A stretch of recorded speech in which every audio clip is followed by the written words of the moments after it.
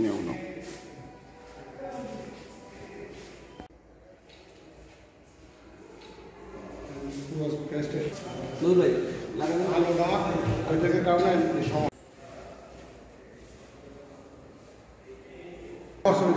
হ্যাঁ,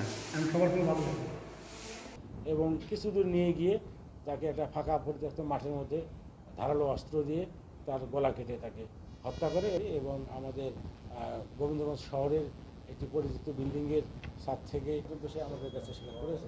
তো তদন্ত যেহেতু অব্যাহত রয়েছে তখন মোবাইল ফোন একটি, অপর একটি মোবাইল ফোন